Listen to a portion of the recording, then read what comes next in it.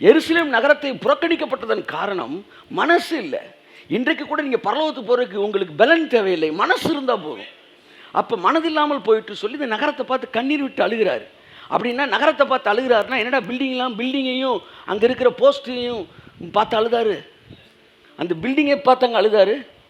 எருசலேம் நகரம் என்றால் அது பில்டிங்கா, அங்கே இருந்த மக்களா?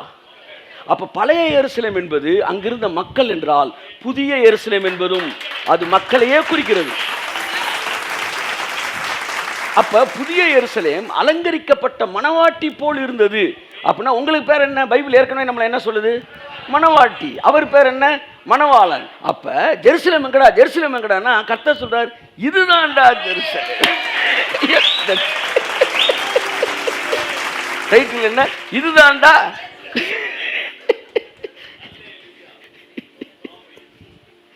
எருசலேம் காலம் தேடிக்கிட்டு இருக்கோம், தப்புன்னு பார்த்துற இதாண்டா ஜெருசலேம்ன்றார். அப்போ அந்த ஜெருசலேம் அலங்கரிக்கிறாராம். ஆச்சா ஆச்சா. இதைத்தான் 2 கொரிந்தியர்ல நினைக்கிறேன், அந்த ஆவியானவர் நம்ம என்ன செய்கிறார்? ஆயத்தப்படுத்துகிறார். அப்ப இந்த நியூ ஜெருசலேம்ன்றது டவக்குன்னு இறங்கலை, அது அப்படியே இறங்குது. நியூ ஜெருசலேம் லைஃப் அப்படியே என்ன செய்யுது? டவுன்லோட் ஆகுது. எப்படி டவுன்லோட் ஆகுது?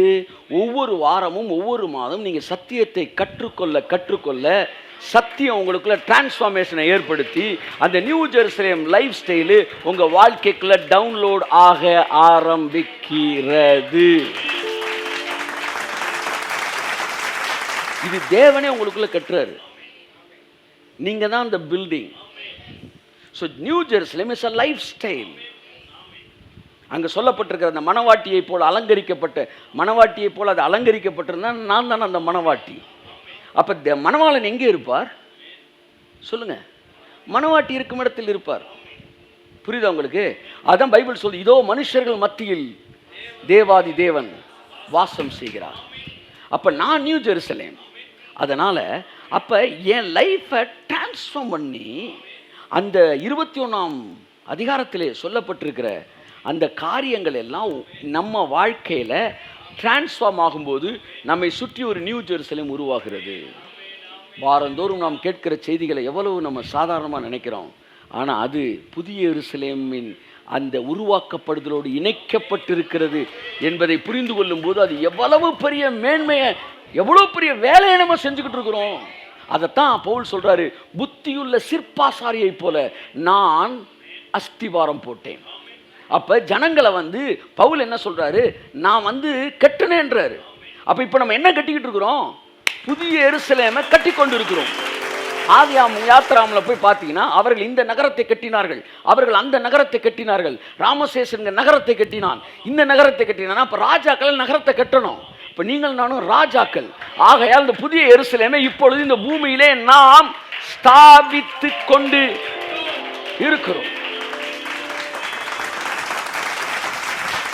அப்போ நெகேமியா காலத்தில் ஒவ்வொருத்தனும் ஒவ்வொன்றை கட்டுறான், எல்லாம் சேர்ந்து நகரத்தை கட்டுறாங்க, ஜெருசலேமை திரும்ப எடுத்து கட்டுறாங்க. அப்படித்தான் ஒரு ஊழியர் ஃபினான்ஸை கட்டிக்கிட்டு இருக்காரு, கையை தட்டுங்க. ஆமே. ஒரு ஊழியர் ஆர்ட்ஸை கட்டிக்கிட்டு இருக்காரு, ஒரு ஊழியர் ஹீலிங் கட்டிக்கிட்டு இருக்காரு, அதாவது ஹெல்த்தை கட்டிக்கிட்டு இருக்காரு, ஒரு ஊழியர் லாங் லைஃபை கட்டிக்கிட்டு இருக்காரு, ஒரு ஊழியர் இம்மார்டாலிட்டி பேசிட்டு இருக்காரு. இவங்கெல்லாம் சேர்ந்து எதை கட்டிக்கிட்டு இருக்கிறாங்க? கையை தட்டுங்க சார், கையை தட்டுங்க சார். அப்ப உங்கள் வாயினாலே தான் முதல் அதிகாரத்தில் எப்படி உலகம் சிருஷ்டிக்கப்பட்டதோ அப்படித்தான் இனி வரும் இந்த உலகத்தை நம்முடைய நாவினாலே சிருஷ்டிக்கிறோம். அது தன் அளவுக்கு தக்கதாய் வேலை செய்தது. சரீரத்தின் அவயவங்கள் எல்லாம் ஒவ்வொன்று அதது அளவுக்கு தக்கதாய் வேலை செய்தான். அப்படித்தான் நீங்களும் நானும் நம்ம அளவுக்கு தக்கதாய் வேலை செய்து கொண்டிருக்கிறோம். பழைய எருசலேம் எடுத்து கட்டப்பட்டது அல்லவா? நெகேமியா காலத்துலையா, எஸ்ரா இவங்க காலத்தில் ஒவ்வொருத்தரும் ஒவ்வொன்றும் எடுத்து கட்டினான். அவன் அந்த மீன் வாசலை கட்டினான், இவன் அந்த வாசலை கட்டினான், இந்த வாசலை கட்டினான்னு கட்டுறான், தலைவாசல் அப்படின்னு எடுத்து கட்டுறான். அந்த மாதிரி இப்போ நம்ம கட்டிக்கிட்டு இருக்கிறோம். ஆமேன்னு சொல்லுங்க. ஸோ இந்த நியூ ஜெருசலேமோட அகலம் நீளம் அப்பெல்லாம் போட்டிருக்கேன் sir. Every thing it has a meaning. It's a biblical meaning, spiritual meaning. இப்போ பாருங்க, நோவா பேழை அப்படின்னா அந்த பேழை இயேசு கிறிஸ்துக்கு ஒப்பாக இருக்கிறது.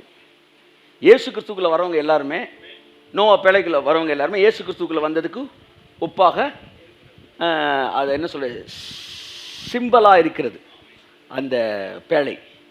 அப்போ நீங்கள் அந்த பேழையோட அளவை சொல்லும்போது அந்த அளவை பார்த்தீங்கன்னா கிறிஸ்துவுக்குள்ளான வாழ்க்கை வந்து எப்படி இருக்கும் அப்படின்றத நம்பர் சொல்லிடும். அது நீளம் 300 முழம் அப்படின்னா அந்த 300ஓட மீனிங் தெரிஞ்சிச்சுன்னா கிறிஸ்துவுக்குள்ளான வாழ்க்கையில் அந்த 300 முழம் இருக்குது. கையை தட்டு. ஆமென். அகலம் 50 முழம், உயரம் 30 முழம். அப்போ இதெல்லாம் கணக்கு பண்ணிங்கன்னா அந்த ஒவ்வொரு நம்பருக்கும் ஒரு மீனிங் இருக்குது. 1ஆம் நம்பர்லேருந்து வந்து பாருங்கள் 10,000 வந்து அது வரைக்கும் நம்பருக்கு ஒவ்வொரு நம்பருக்கு மீனிங் இருக்குது. ஏற்கனவே சொல்லியிருக்கேன் பற்றி ஒரு 10 நம்பர்கிட்ட சொல்லியிருக்கிறேன்னு நினைக்கிறேன், 10-12 நம்பர்கிட்ட. அதுக்கு மேலே போயிட்டே இருக்குது. 666 ஒரு நம்பரு. அதாவது 1னா வந்து அந்த தேவத்துவத்தை குறிக்கிறது, 2னா வந்து விட்னஸை குறிக்குது, 3னா ட்ரினிட்டியை குறிக்குது, 4னா எர்த்தை குறிக்குது, 4 திசை. ஏன்னா ஒவ்வொன்றுக்கு மீனிங் இருக்கும். 4 திசை, 4 காலங்கள், 4 வர ஃபுல்லாக பூமி சம்மந்தப்பட்டது. 5னா கிரேஸ் சம்மந்தப்பட்டது. எங்கெல்லாம் 5 பார்த்தீங்கன்னா வந்து 5 விதமான ஊழியங்கள் வந்து இந்த இவனை அடிக்கிறமா 5 கல் இந்த மாதிரி 5ன்றதுலாம் பார்த்தீங்கன்னா கிரேஸ் கனெக்டட். தாவீது வந்து கையில் 5 வச்சுருந்தேன். அடுத்து 6ன்றது வந்து ஹியூமன் நம்பரு. 6ஆம் நாளிலே மனுஷனை சிருஷ்டித்தார். 6 மணி நேரம் மனிதனுக்காய் தொங்கினார்.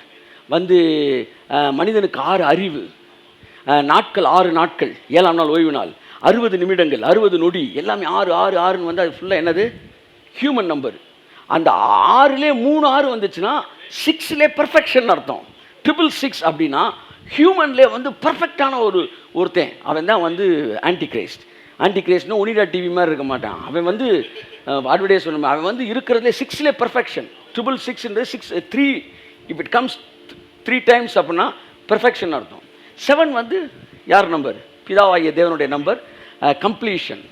7னா பூரணம். 7 நாளில் முடியுது. அடுத்து திங்கக்கிழமை 8வது நாளா 1வது நாளா? 1வது நாள். அப்படி தான் தொடங்குது. அப்போ வந்து 7 அப்படின்னா பிதாவோட நம்பர். 777 அப்படின்னா என்னது? பூரணம், பூரணத்துவம் பிதா. அப்போ 8னா என்ன? இயேசு கிறிஸ்துவை குறிக்கிறது. யெஷுவா அப்படின்றதுக்கு நியூமரிக்கல் வேல்யூ வந்து 8. 8னா நியூ பிகினிங். மண்டே வந்து நியூ பிகினிங். ஓகே. 8 ரூத்து, நியூ பிகினிங். 8வது புக்கு ரூத்து, புதிய வாழ்க்கை. அடுத்து நோவா பேழையிலேருந்து 8 என்னது? 8 பேர் அப்படின்னா புது பிகினிங். எங்கெல்லாம் புதுசாக அவனை தொடங்குறாரு அங்கே 8லேருந்து தான் தொடங்குவார். ஒரு தடவை கையை கட்டுங்க. ஆமாம், ஒரு அல்லையா சொல்லுங்கள். அல்லையா கட்டு ரொம்ப நாள் அல்லையா சொல்லுங்கள். ஆமாம். 8னா நியூ பிகினிங். 9 யார் number? Holy spirit number. Flexible, வாழ்க்கை ஃபுல்லாக அவங்க கூட இருப்பார். 9ன்ற நம்பரை எதோடு நீங்கள் பெருக்கினாலும் என்ன தான் வரும்? கூட்டுத்தொகை 9 தான் வரும். ஆவியானவர் உன்னை எல்லா சூழ்நிலையிலும் உன் குறைவுகள், உன்னுடைய வெறுமை, உன்னுடைய இருள் எல்லா நேரத்திலும் அவன் கூடயே இருப்பார். அப்படியே வளைஞ்சு அவன் கூட இருப்பார். என்றென்றைக்கு உங்களுடனே கூட தங்கி இருக்கும்படிக்கு ஆவியானவர் தர. 9 means holy spirit. 10 means earthly kingdom. 12 means heavenly kingdom. 13 means imperfection. 14 means இப்படியே போயிட்டே இருக்கு. அதில் 300 அப்படின்னா என்ன அர்த்தம்னா ஏஞ்சல்ஸ் நம்பரா. 300 மீன்ஸ் காட்ஸ் ஃபோர்ஸ். அப்போ யாரெல்லாம் கிறிஸ்துவுக்குள்ள இருக்கானோ அவனுக்கு காட்ஸ் ஃபோர்ஸே இறங்கியிருக்கு. அதுதான் நோவா பேழையோட நீளம். நீங்கள் கிறிஸ்துவுக்குள்ள இருந்தீங்கன்னா, பேழைக்குள்ள இருந்தீங்கன்னா உங்களுக்காக பரலோகத்துடைய ஒட்டுமொத்த வல்லமையும் இறங்கியிருக்குன்னு அர்த்தம். சாலமோன் 300 கேடகங்களை செஞ்சிருந்தான், ஃபோர்ஸ். ஓகே.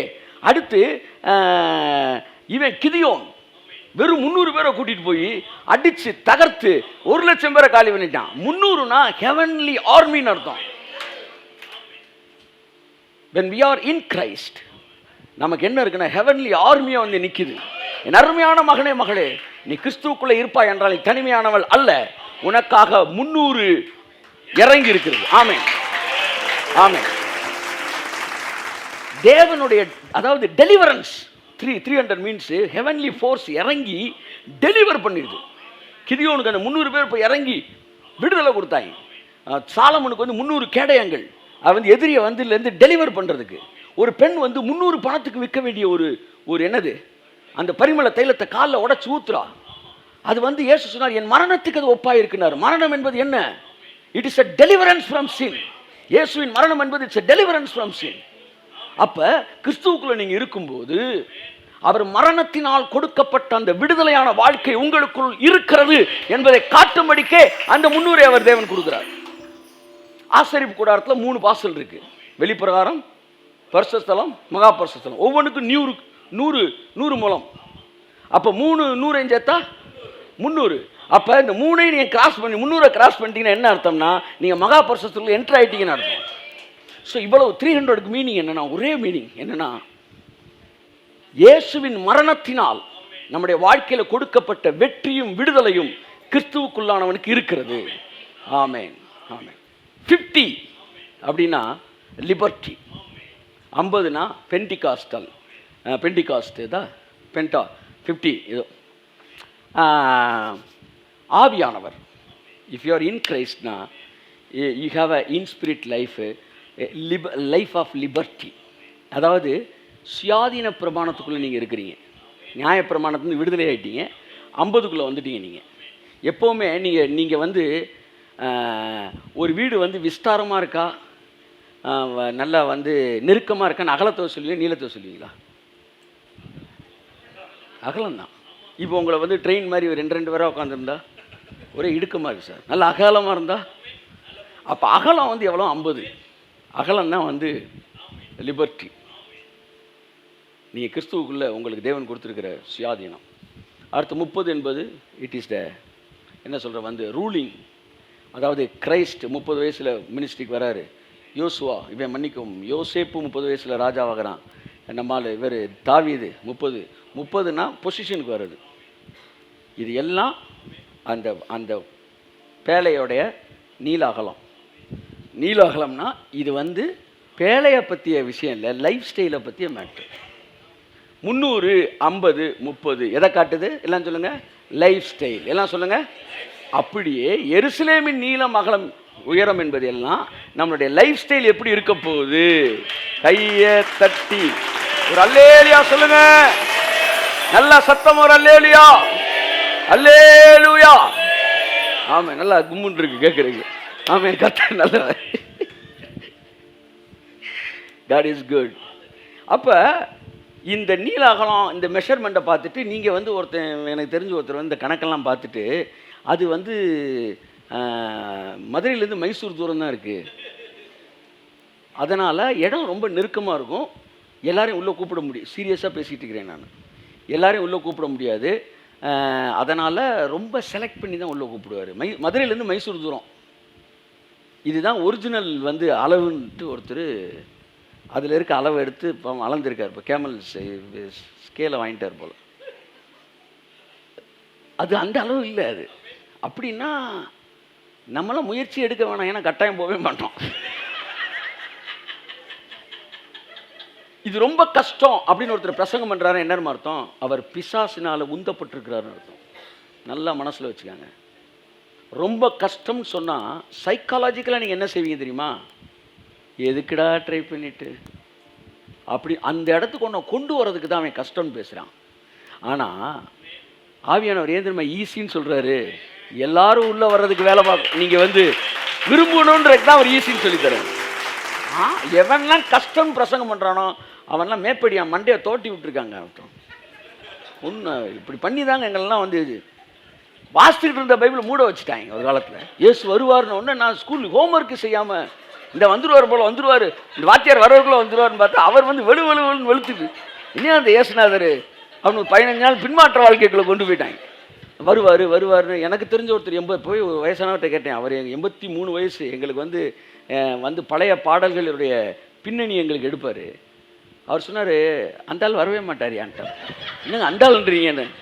நான் 3ஆம் படிக்கும்போது இயேசுநாதர் வருவார், இன்னும் கொஞ்சம் வருவார், மோட்சலோகம் சேர்ந்துடுவோம் அப்படின்லாம் பாட்டு பானேன்னு கேட்டு அவர் என்ன பண்ணி, நான் பரவாயில்ல ஹோம்ஒர்க் சரி, அவர் பைக்கெட்டே தூக்கி சாக்கடையில் எரிஞ்சிருக்காரு. எத்தனை வருஷத்துக்கு முன்னாடி? 80 வருஷத்துக்கு. அவர் எரிஞ்சிட்டு இயேசு வருவார்னு பார்த்தா வீட்டில் கொண்டுருக்காங்க. அதனால் அந்த ஆளுன்ட்டாப்பில் அவர் கோமாய் வரமாட்டார். அப்போ நாங்கள் வந்து இப்போ இது எல்லாம் என்னென்னா, நம்மளை வந்து பயமுறுத்துவது என்பது நம்மை கிறிஸ்தவ வாழ்க்கையிலிருந்தும் ஆவிக்குரிய விருப்பங்களிலிருந்தும் நம்மளை வெளியே கொண்டு போய் நம்மளை கடவுளை விட்டு தூரமாக்குறதுக்கு தான் பயம்னு ஒன்றே வருது. ஆனால் நீங்கள் உன்னைக்கே உள்ளே நுழைஞ்சு போய் நீங்கள் வாசித்தீங்கன்னா அது வந்து இனிமையானது. கிறிஸ்தவ வாழ்க்கை இனிமையானது. அப்போ இந்த நியூ ஜெருசலேமை பற்றி சொல்லப்படுகிற இந்த எல்லா அளவுகளும் வந்து இது மதுரை டு மைசூர் கிடையாது. தயவுசெய்து அந்த கான்செப்டை விட்டுருங்க. என் அன்புக்குரியவர்களே, வாசல் இடுக்கமானது, ஆனால் பெரிதும், அதாவது பைபிள் சொல்லுது வந்து அதில் பிரவேசிக்கிறவர்கள் ஒருவரும், அதில் என்ன சொல்ற வசனம் சொல்லுது, அது விசாலமான, ஏசாயில் என்ன இருக்குது, கானான் வந்து நல்லா விசாலமான தேசம் இருக்குது, கானான் லைஃப் தான் நம்ம சொல்லப்படுது. ஸோ இந்த இந்த அந்த என்ட்ரன்ஸ் வந்து நான் இல்லை நீங்கள் சொல்கிறீங்க பார்த்தீங்களா, அதுதான் நெருக்கம். அது சொல்ல மாட்டான் மனுஷன், எதை வேணாலும் இழப்பான். ஆனால் நான் இல்லை, கடவுள் தான் செஞ்சார், கடவுளால் தான் அப்படின்னு சுயம் அளிக்கப்படுவது தான் அந்த வாசல் குறுகுனது. நான் என்று நிமிர்ந்து வர எவனுமே உள்ள நுழையவே முடியாது. நான் அல்ல கிறிஸ்துவேன்னு சொல்கிறவன் எல்லாம் உள்ளே வந்துடும். இயேசு சொன்னார், என்னிடத்தில் வந்து என்னிடத்தில் கற்றுக்கொள்ளுங்கள், என்னுடைய சுமை மெதுவாயும் என்னுடைய நுகம் லெகுவாயும் இருக்கிறதுன்னு. மெதுவாய் இருக்கிறது, அடுத்து லெகுவாய் இருக்கிறது. இதுதான் இயேசு சொன்னது. நீங்கள் யார் சொன்னது பிரசங்கம் பண்ணுறீங்கன்னு எனக்கு தெரியல. ஒருவேளை மோசே சொன்னதை பிரசங்கம் பண்ணீங்களான்னு தெரியல. ஆனால் எனக்கு தெரிஞ்ச இயேசுனார் சொன்னதெல்லாம் மெதுவாக இருக்கும், லெகுவாக இருக்கும். இல்லை உனக்கு என்னடா பிரச்சனைன்றேன் நான். சைடில் இருந்து இவன் பொறுமுறா சார், ஏன்னா மெதுவாகவே போயிருவீங்களா, ஏன்னா உன் வீட்டுக்குள்ளே வரேன், அவர் தயாளனா இருக்கிறார், நீ ஏன் வன்கணனா இருக்கிற. இப்போ யார் பொறுமா? பிசாசு தான் பொறுமா. நான் இன்னைக்கு காலையில் கேட்டேன், ஆண்டவரே பழத்தை சாப்பிட்டு தானே வெளியே வந்தோம், வெளியே வர்றதுக்கு கஷ்டப்பட்டு சோறு ஏறி குச்சா வந்தோம். கஷ்டப்பட்டு வெளியே வந்தா நாங்கள் கஷ்டப்பட்டு உள்ளே வரணும், அதுதானே நியாயம். நாங்கள் ஈஸியாக தானே வெளியே வந்தோம், அப்போ ஈஸியாக தானே உள்ளே வரணும். என்ன சார், பழத்தை சாப்பிட்டோம், வெளியே வந்துட்டோம், அங்கே இருக்கிற சோறுலாம் இடித்து மேலே ஜெயிலேருந்து தப்பிச்சு வந்த மாதிரி வரல. அப்படின்னா திரும்ப உள்ளே போகிறது கஷ்டம். வெளியே பழத்தை சாப்பிட்டு வந்தோம்னா உள்ளே நீ ஈஸியான கொண்டு வர சொன்னால் ஈஸியாக தானே போக சொல்கிறேன். சாப்பிட்டு தான் வந்த, எதை சாப்பிட்டு வந்த, பழத்தை சாப்பிட்டு வந்த. இப்போ என் சரீரத்தையும் என் ரத்தத்தையும் சாப்பிட்டுட்டு உள்ளே போயிரு, சாப்பிட்டு வந்த சாப்பிட்டு போயிருக்கு. அதுதான் சார் சத்தியம், அதுதான் சார் நீதி, அதுதான் சார் சத்தியம், உண்மை. பைபிள் தெளிவா இருக்கு. இவன் குழப்பத்தில் இருக்கிறான். மூடன் கையில கிடைக்கப்பட்ட பழமொழி, வெறியன் கையில் அகப்பட்ட முள்ளு. முட்டாப்பழைய கையில பைபிள் கிடைச்சா அது வந்து வெறியன் கையில முள்ளு கிடைச்ச மாதிரி வரவன் அடிக்கிறது. ஏய் வசனம் இப்படி சொல்லுது, காலை வெட்டி போடுவேன். நீ யாரா, நீ எங்க இருந்துடா வந்தீங்க, காலை வெட்டுவேன் கையை வெட்டுவேன், புரியல. ஜெயில் மினிஸ்டர்லேருந்து திரும்பி வந்த குரூப் போல, கொஞ்சம் ஜாக்கிரதையாக தான் இருக்கும் போல. ஈஸி. ஏசு சொன்னார் ஈஸின்னு. சாப்பிட்டு வெளியே போனேன், சாப்பிட்டு உள்ளவா. சார் நேற்று வந்து மாம்பழத்தை சாப்பிட்டீங்க, என்ன ஆகி போச்சு, வந்து சூடு பிடிச்சிருச்சு. இப்போ டாக்டர் என்ன சொல்கிறாரு, நேற்று ஒன்றை சாப்பிட்டு நீங்கள் சிக்காயிட்டீங்க, அப்போ நீங்கள் என்ன செய்யணும், ஒரு 300 கசரத்து எடுங்க, தண்டால் எடுங்க, ஒரு 500 பில்லப்ஸ் எடுங்க, இப்படிலாம் செஞ்சு அப்படி சொல்கிறாரா? சிம்பிளாக என்ன சொல்கிறாரு, ஒரு பேப்பர் எடுத்து ஒரு பேனாவை எடுத்து கண்ணுக்கே தெரியாத மாதிரி கிறுக்குறாரு. சக்க சக்க சக்க சக்க சக்க சக்க. ஒரு தடவை நான் இப்படி கிரிக்கிட்டு போய் மெடிக்கல் ஷாப்பில் கொடுத்து 2 மாத்திரை எடுத்து கொடுத்துட்டான். இந்தாங்க சார், இடம் பாவியலா இப்படித்தான்.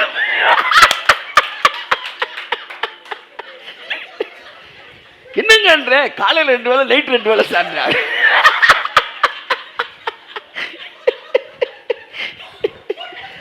அப்ப நீங்க பழத்தை சாப்பிட்டீங்க, எது மாம்பழத்தை, அதுல சாப்பிட்ட உடனே உங்களுக்கு என்ன ஆயிடுச்சு, சூடு பிடிச்சிருச்சு. உடனே டாக்டர் ஒன்று கிறுக்கி டக்குன்னு கொடுத்து இதை சாப்பிடு அது சரியாயிருன்றார். ஏற்கனவே சாப்பிட்டதுனால வந்த விளைவை இப்போ புதுசாக சாப்பிட்றது சரியாக்கிறது. அப்படித்தான் பழத்தினால் சாப்பிட்டது வந்த விளைவை அவருடைய சரீரத்தை புசிப்பதினால் வருகிற விளைவு மாற்றுகிறது. என் சரீரத்தை புசித்து என் ரத்தத்தை பானம் பண்ணுகிறவனுக்கு நித்திய ஜீவன் உண்டு. அவன் மறியாமல் இருப்பான், மரித்தாலும் பிழைப்பான். அப்படியே டாப் ஸ்டாண்டர்ட்லேயே பேசியிருக்கிறார். அவருக்கு எய்த்தாப்பில் இருக்க எத்தனை பேர் நம்பணுன்ற உரியே கிடையாது. நீ அன்புட்டு பேர் நம்பாட்டினாலும் நான் இந்த லெவலில் தான் பேசுவேன், அப்படியே பேசிட்டு போயிட்டார். அப்போ தான் பார்க்குறேன், மறியாமல் இருப்பதா அப்படின்ற இடத்துக்குலாம் வரேன். என் அன்புக்குரியவர்களே, அப்போ என்ன சொல்ல வருகிறேன் என்றால், இந்த இந்த நியூ ஜெருசலேம் இந்த இந்த இந்த அளவு இதெல்லாம் வச்சு நீங்கள் வந்து மதுரை மைசூர் கணக்கு இல்லை. இந்த நியூ ஜெருசலேம் என்பது அந்த நம்பர்ஸ் எல்லாம் it is life style. Every number it has a biblical, it has a biblical meaning.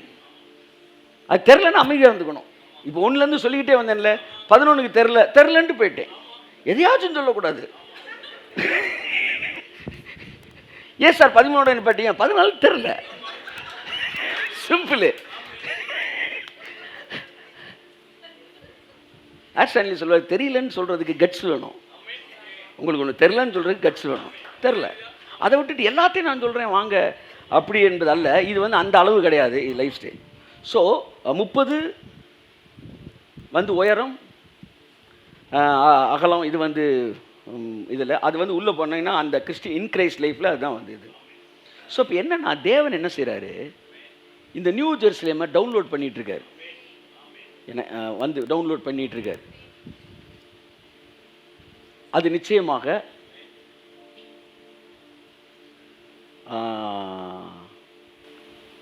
நம்முடைய மரணத்துக்கு பிற்பாடு வருகிற வாழ்க்கை அல்ல. ஏன்னா புதிய வானம் புதிய பூமி உண்டாகுதுன்னு இருக்குது. நேற்று நான் பேசிகிட்டு இருந்தப்போ, ஜஸ்ட்டை பேசிகிட்டு இருந்தப்போ சொன்ன விஷயம், புதிய வானம் புதிய பூமி திரும்ப எங்கே வருது? ஏசாயால வருது. அங்கே 100 வயது சென்று மரித்தவன் வாலிபன் சொல்லப்படுதுன்னு இருக்குல்ல, அதை வேற சொன்னோம். அப்போ என்னென்னா, அப்போ மரணம் என்ன செய்யுது இருக்குது. அந்த நதி போகும்போது ஆரோக்கியமாக்கும் இருக்குது. நீங்கள் பரலோகத்துக்கு போனால் அங்கே என்ன கிடையாது, வியாதியே கிடையாது, ஆரோக்கியமும் தேவையில்லாத ஒரு இடத்துக்கு நீங்கள் என்ன செய்கிறீங்க, வரீங்க. அப்போ இது எல்லாமே எதை காட்டுது? நம்ம பூமியில் தான் இருக்குன்னு காட்டுது. புறஜாதி ராஜாக்கள் தங்களுடைய மகிமை உள்ளே கொண்டு வருவார்கள் அப்படின்னா, நியூ ஜெருசலேம் இருக்கும்போது வெளியிலையும் கொஞ்சம் பேர் வாழ்ந்துக்கிட்டு இருக்கிறாங்க, அவங்க உள்ளே கொண்டு வராங்க. அப்போ இது எல்லாமே எர்த்தில் தான் இருக்குது. அதனால தான் 100 வயது சென்று மரிக்கிறவன் அப்படின்னா மரணமாக இன்னைக்கு இருந்திருக்கு. வாலிபன் என்று என்ன போடுவான், ஐயோ சின்ன வயசுல செத்து போயிட்டாரு அப்படின்னு வாங்கலாம். New Jerusalem life style. அடுத்து வந்து அந்த இலைகள் வந்து சரீரத்துக்கு இதாகும்னு சொல்கிறது என்னது? அப்போ எல்லாமே எவ்ரிதிங் வந்து இந்த எர்த்து கனெக்டடாக இருக்குது. அதனால் என்ன சொல்ல வரேன், நான் என்றைக்கோ ஒன்று வரும் சீரியல் செட்டோடு இறங்கும் அப்படின்னா நீங்கள் கிறிஸ்மஸுக்கு ஸ்டார் போடுறத தான் பார்க்கணும். It is downloading. ஆமேன்னு சொல்லுங்கள். இன்னைக்கு இப்போ உங்களுக்குள்ள இன்னும் கொஞ்சம் டவுன்லோட் ஆகிருக்கு. ஒரு டைம் வந்ததுக்கப்புறம் வேகமாக அந்த டவுன்லோடிங் ஸ்பீடு வந்துடும். ஒரே ஒரு இடத்துல மேனிஃபெஸ்டேஷன் கொஞ்சம் வந்து அந்த அந்த ஒரு ஒரு ஒரு ஒரு நோட்டபிள் ஆர் விசிபிளாக சில விஷயங்கள் மேனிஃபெஸ்ட் ஆகும்போது அதுக்கப்புறம் அதனுடைய ஸ்பீடு, அது என்ன ஸ்பீடுப்பா சொல்லுவாங்க, மெகாஹெட்ஸு இத்தனை இது அப்படி, அது வந்து கூடிரும், ஸ்பீடு கூடிரும். ஒரு இடத்துல பார்த்தா ஸ்பீடு கூடிரும். அது பார்க்காத வரைக்கும் அப்படியே ஒரு மாதிரி அது இறங்கிட்டே இருக்கும். அன்புக்குரியவர்களே, ஸோ எருசலேமே என்று அழுத போது ஓல்டு ஜெருசலேம்னா ஜனங்களை பார்த்தா எழுதாரு. So new Jerusalem it must be நம்மளாக தான் இருக்கும். ஸோ அதை தேவனை இப்போ அலங்கரிச்சிட்டு இருக்கார். பரிசுத்த ஆவியானவர் ஆயத்தப்படுத்துகிறார். அதாவது மணவாட்டியை வந்து அதுதான் வந்து என்ன சொல்லுவாங்க, இந்த கிரீக் ஹீப்ரு பிரசங்க டீச் பண்ணுறவங்க சொல்லுவாங்க, என்ன சொல்லுவாங்க, பிதா வந்து வந்து அப்பா, ஆவியானவருக்கு ஃபெமினைன் ஜெண்டர் கிடையாது. அந்த அந்த அந்த வேர்டு கொடுக்கப்பட்டிருக்கு. இதுக்கு ஒருத்தர் கிளம்பி வந்துட்டார், எப்படி நீங்கள் அவர் அப்புறம் என் தாயை போல் தேற்றினீங்களே ஏன் பாடுற நீ, ஒரு தாய் தேற்றுவது போல் ஏன் பாடுற நீ, அவர் வந்து உங்களை மடியில் வைத்து இடுப்பில் வைத்து சுமப்பார், ஆவியானவர் பற்றி சொல்லுது. முழங்காலில் வைத்து தாளாட்டுவார், சாய்ந்தாடம்மா சாய்ந்தாடு, சாயக்கிளியை சாய்ந்தாடு, குத்து விளக்கே சாய்ந்தாடு. என் பையனுக்குள்ள இந்த பாட்டு தான் பாடியிருக்கேன். ஆமாம், ரெயின் ரெயின் கோவேன் இப்போ சொல்லி சொல்லி ரெயின்லாம் போயிடுச்சுடா, இனிமேல் அதெல்லாம் பாடாதீங்க. ஆமாம், கோயில் புறாவே சாய்ந்து. அப்போ ஆவியானவர் இப்படியே நம்மளை வந்து என்ன செய்கிறார், தாயை போல தேட்டுறார். குமாரன் யாரு சொல்லுங்க, குமாரன் யாரு, இயேசு கிறிஸ்து. சரியா? நீங்க யாரு, மணவாட்டி. அப்ப ஆவியானவர் உங்களுக்கு என்ன வேணும்? யா நான் சொல்லல, யார் சொல்றது, ஹீப்ரு ப்ரீச்சர் சொல்றாங்க. அப்ப அதனால பூவை வந்து பொண்ணு பார்க்கும்போது யார் வைப்பாங்க, மாமியார் இருந்து நாத்தினாரு, நீ வீட்டுக்கு வாடி வச்சுக்கிறேன்ற மாதிரி. இப்போ உங்களை அலங்கரிக்கிறது யாருன்னா ஹோலி ஸ்பிரிட். அப்போ ஹோலி ஸ்பிரிட் நம்மளை டெக்கரேட் பண்ணிட்டு இருக்கிறார், மணவாளனை சந்திப்பதற்கு நம்ம ஆயத்தப்படுத்திட்டு இருக்கிறார். The more you yield yourself to the move of the Holy Spirit, ஆமாம், the more you will be prepared. சரி நண்புக்குரியவர்களே, நான் முடிக்கிறேன். கர்த்தர் உங்களை ஆசீர்வதிப்பார். ஸோ இந்த புதிய எருசலேம் என்பது நம்மை குறிக்கிறது. புதிய எருசலேம் என்பது கட்டடம் அல்ல, இட்ஸ் அ லைஃப் ஸ்டைல். அந்த லைஃப் ஸ்டைல் இந்த பூமியில் இந்த நாட்களில் கர்த்தர் டவுன்லோட் பண்ணிக்கிட்டு இருக்கிற இந்த காரியம் நம்ம மூலமாக மேனிஃபெஸ்ட் ஆகும். இந்த வார்த்தையை கேட்க ஒவ்வொரு மூலமாக மேனிஃபெஸ்ட் ஆகும். கர்த்தர் தாமே உங்களை ஆசீர்வதிப்பாராக. இயேசு கிறிஸ்துவின் நாமத்தில் பிதாவே, இந்த வார்த்தைகளுக்காக நாங்கள் நன்றி சொல்கிறோம். தொடர்ந்து ஆண்டவர் எங்களுடைய வாழ்க்கையில் அந்த புதிய எருசலேமுடைய அந்த லைஃப் ஸ்டைலை நாங்கள் இந்த உலகத்தை பார்த்து கண்ணீர் வெடிக்கும் போதெல்லாம் ஆண்டவர் பழைய எருசலேம் பார்த்து நீங்கள் அழுதிங்க. ஆண்டவரே, அந்த புதிய எருசலேம் அது சந்தோஷத்தை கொடுக்கக்கூடிய ஒரு வாழ்க்கை. அந்த வாழ்க்கையை நீங்கள் ஆண்டவரே உங்கள் இரத்த கரையத்தினால எங்கள் வாழ்க்கையில் நீங்கள் டவுன்லோட் பண்ணுகிறக்காக நன்றி சொல்கிறேன்.